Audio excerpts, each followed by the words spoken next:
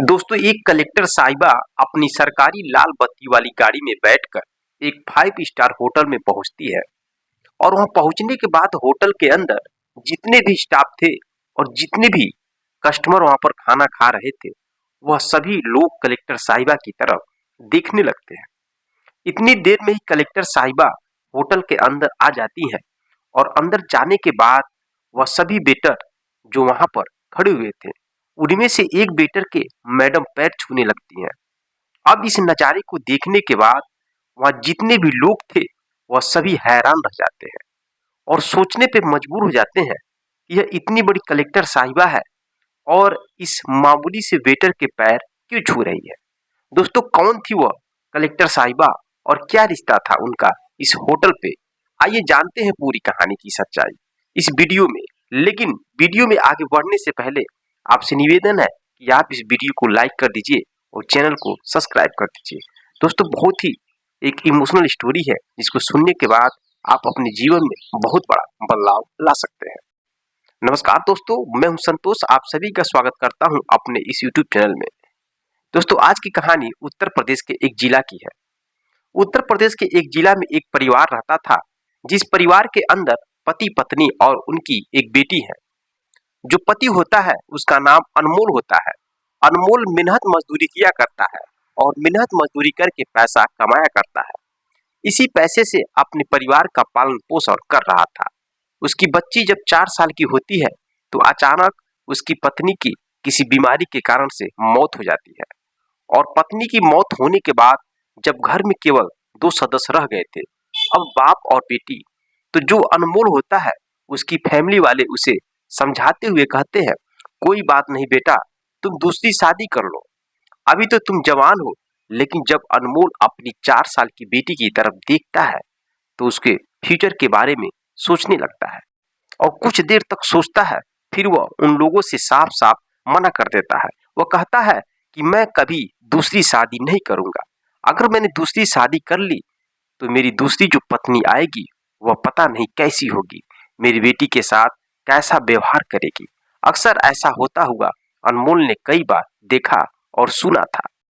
इसके बाद अनमोल अपनी बेटी का पालन पोषण करने का फैसला लेता है और इसी तरह से मेहनत मजदूरी करके उसे पाल पोस कर बड़ा करने लगता है। दोस्तों, उस बच्ची का नाम उन्होंने राधिका रखा था। और राधिका जब स्कूल जाने लगी थी तो अनमोल मेहनत मजदूरी किया करता है और अपनी बेटी का अच्छे से ख्याल रखा करता था और उसकी पढ़ाई लिखाई में उसे आगे बढ़ा रहा था।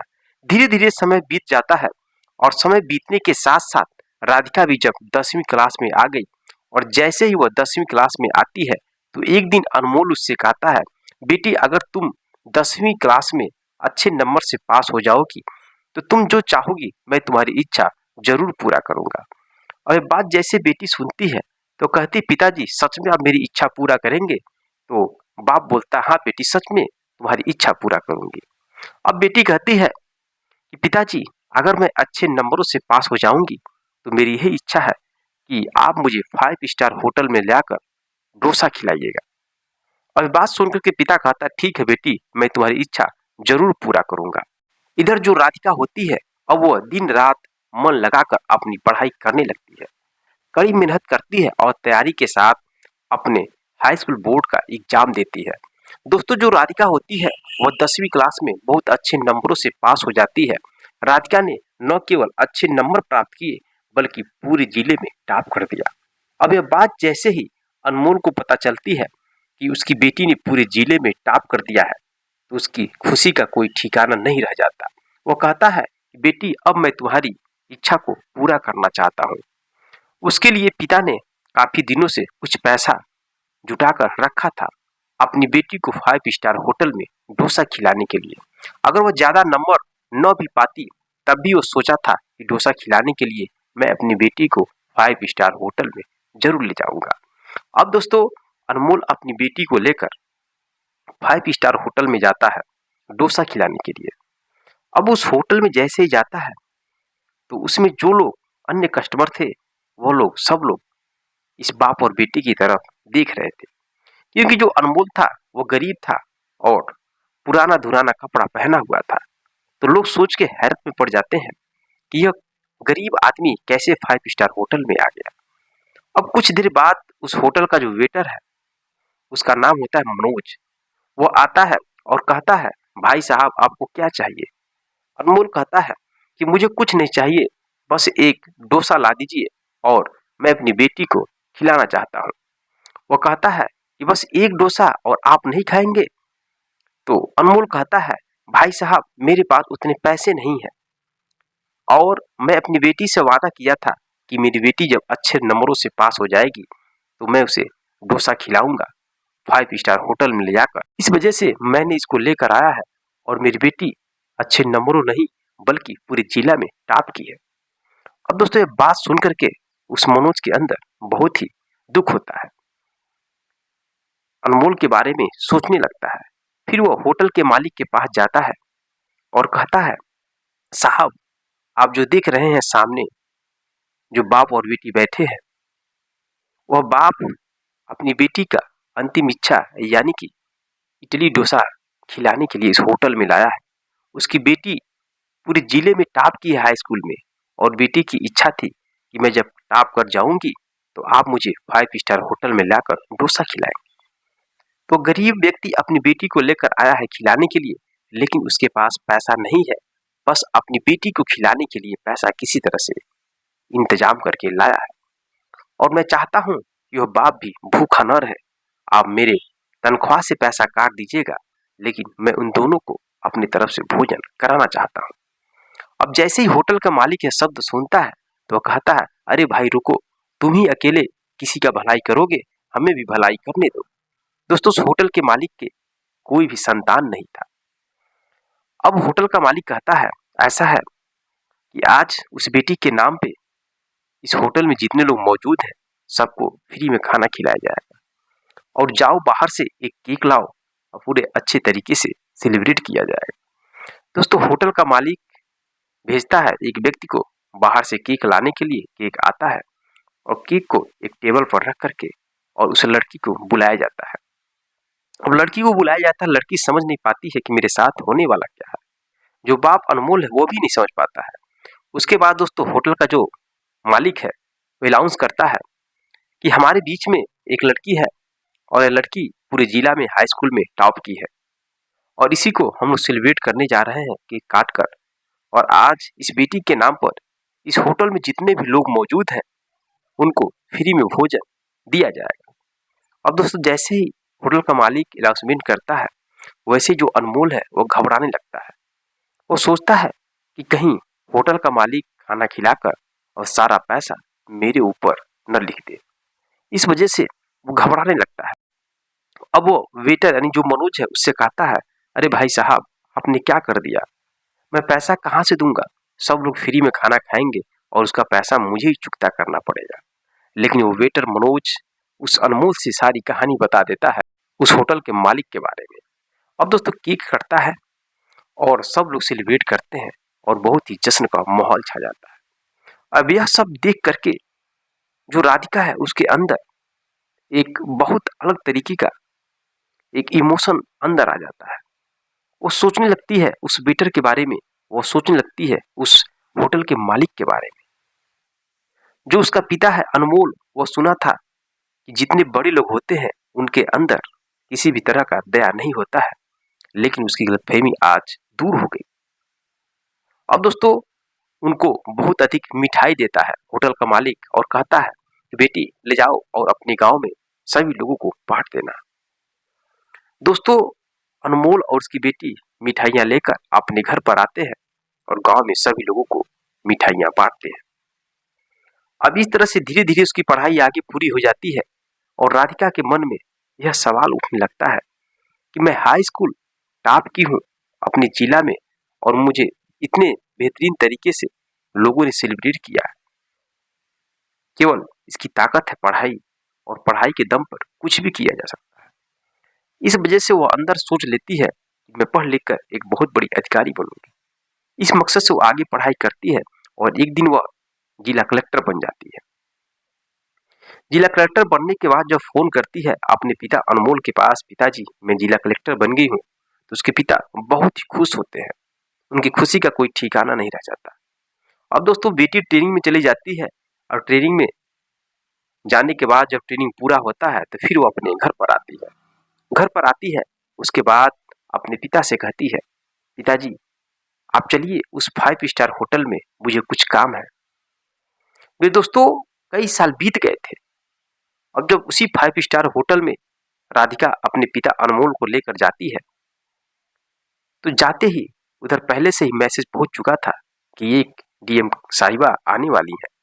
इसलिए उस होटल के मालिक और जो भी कर्मचारी थे सब लोग सतर्क थे और तैयार थे स्वागत करने के लिए। जैसे ही अंदर पहुंचती है वैसे ही राधिका अपनी नजरों से ढूंढने लगती है उस वेटर को, यानी मनोज को, जो उसको उस होटल में खाना खाने के लिए अपने मालिक के बारे में कहानी बताई थी। तभी उसकी नजर उस मनोज पर पड़ती है और तुरंत जाती है वो राधिका जो कि डीएम बन चुकी थी और जाकर उस वेटर का पैर छूती है। जैसे ही पैर छूती है सब लोग देखते ही रह जाते हैं कि आखिरकार यह महिला इतनी बड़ी अधिकारी है, इस वेटर का पैर क्यों छू रही है। मनोज भी पहचान नहीं पाता है और मनोज कहता है, मैम आप कौन है, आप मेरा पैर क्यों छू रही हैं, मैं आपको नहीं पहचान रहा हूं। तब डीएम साहिबा कहती हैं, आप मनोज जी हैं और आपने मुझे नहीं पहचाना, लेकिन मैं आपको पहचान रही हूँ और आपसे ही मिलने के लिए आई हूँ। याद करिए उस दिन को जिस दिन मैं हाई स्कूल में जिला टॉप किया था और मेरे पिताजी लेकर आए थे इस होटल में डोसा खिलाने के लिए। तब आपने जाकर होटल के मालिक को मेरे बारे में कहानी बताई थी। अब जैसे ही राधिका यह शब्द कहती है वैसे ही मनोज जान जाता है, उसे याद आ जाती है पूरी कहानी। और दोस्तों मनोज कहता है, मैं कभी सपने में नहीं सोचा था कि आप एक दिन जिला कलेक्टर बनकर इसी होटल में आएंगे और मुझसे मिलेंगे और मेरा पैर छुएंगे। आप महान है। उसके बाद दोस्तों कुछ बातचीतें होती हैं और वह राधिका उस मनोज से पूछती है कि आप बताइए इस होटल के मालिक कहाँ है। जैसे शब्द बोलती है वैसे वेटर रोने लगता है और कहता है, मैम इस होटल के मालिक अपने होटल को बेच दिया है। अब मैम बोलती है, क्या बात हुआ है, रीजन बताओ, क्यों बेच दिए हैं, क्या प्रॉब्लम आया था। तो वेटर कहता है कि उनकी पत्नी की तबीयत खराब हुई और उनको दवा कराने में बहुत पैसे की जरूरत थी। सभी पैसे लगा दिए, खेत बेच दिए, फिर इस होटल को भी बेच दिए, लेकिन लास्ट में उनकी पत्नी का तबीयत सही नहीं हुआ और उनकी मौत भी हो गई और पैसा भी सारा खर्च हो गया। इस वजह से वो बहुत ही डिस्टर्ब हो गए और दारू पीने लगे और इधर उधर रोड पर घूमने लगे। एक दिन मैं जा रहा था तो रास्ते में वो मुझसे मिल गए। मैंने उनको पहचान लिया और उनका हाल चाल लिया और उनको ले आकर अपने घर पर रखा हूँ और उनका पालन पोषण करता हूँ। दोस्तों जैसे शब्द सुनती है राधिका कहती है वेटर से यानी मनोज से कि चलो मेरी गाड़ी में बैठो और चलो हम तुम्हारे घर चलते हैं, मैं उनसे मिलना चाहती हूँ। मनोज को अपनी गाड़ी में बैठाती है राधिका और अपने पिता को साथ में लेकर पहुंचती है वेटर के घर पर और जाते ही उनका पैर छूती है उस होटल के मालिक का। वो नहीं पहचानते क्योंकि बुढ़े हो चुके थे। अब राधिका बताती है, मैं वही लड़की हूँ जिसके लिए आपने सेलिब्रेट किया था और अपने होटल में सभी लोगों को फ्री में खाना खिलाया था और आज मैं जिला कलेक्टर बन गई हूँ। अब दोस्तों जैसे ही यह शब्द सुनते हैं तो वह पहचान जाते हैं और रोने लगते हैं, लेकिन उनकी आंखों के आंसुओं को पोंछती है राधिका। कहती है, घबराइए नहीं, मैं हूं ना, जो होने वाला है उसको कोई भी टाल नहीं सकता, वो होके ही रहेगा। आपके साथ लिखा था बुरा तो बुरा हुआ। अब दोस्तों बात करती है और उनको अपने साथ में लेकर अपने घर पर लेकर आती है और अपने पिता के साथ उस होटल के मालिक को भी अपने घर पर लाकर और पिता समान मानकर उनकी सेवा करने लगती है। सेवा करने के साथ साथ किसी भी तरह का कोई भी प्रॉब्लम नहीं होने देती है। अब इस कदर उन दोनों यानी कि अपने पिता और होटल के मालिक को घर पर रखकर सेवा करती है और अपनी नौकरी करती है। कुछ समय के बाद वो शादी करती है। तो शादी करने से पहले जिस लड़के से उसकी शादी होती है तो कह देती है कि मेरे दो पिता हैं और मैं उनको कभी भूल नहीं सकती, न ही कभी छोड़ सकती हूँ उनका साथ, और उनको लेकर मैं अपने साथ हमेशा रहूंगी। जब तक वो जिंदा रहेंगे तब तक मैं उनकी सेवा करती रहूंगी। अगर आपको इस बात पे कोई एतराज न हो तो मैं शादी करूंगी। उसका पति भी मान जाता है और शादी होती है और उन लोगों को साथ में लेकर अपनी जीवन जीती है। तो दोस्तों यह रही कहानी। क्या राधिका ने सही किया या गलत किया? कमेंट बॉक्स में कमेंट जरूर करिएगा। मेरे दोस्तों, एक क्लास 10 में पढ़ने वाली लड़की जिला टॉप करती है और वो ऐसे 5 स्टार होटल में जाती है। वो होटल का मालिक, होटल का वेटर उसके साथ कुछ ऐसा करते हैं कि उसकी सोच बदल जाती है और सोच बदलने के बाद वह कलेक्टर बनती है। कलेक्टर बनने के बाद फिर उस होटल में उन लोगों से मिलने के लिए जाती है और लास्ट में जब देखती है उनकी मजबूरी, तो उस होटल के मालिक को लाकर अपने घर में रखकर पिता समान सेवा करने लगती है। आजकल समाज में ऐसे बहुत कम लोग मिलेंगे। तो दोस्तों, अगर आपको कहानी अच्छा लगा तो वीडियो को लाइक, चैनल को सब्सक्राइब जरूर करें। मिलते हैं नेक्स्ट वीडियो में नेक्स्ट कहानी के साथ। तब तक के लिए जय हिंद, जय भारत।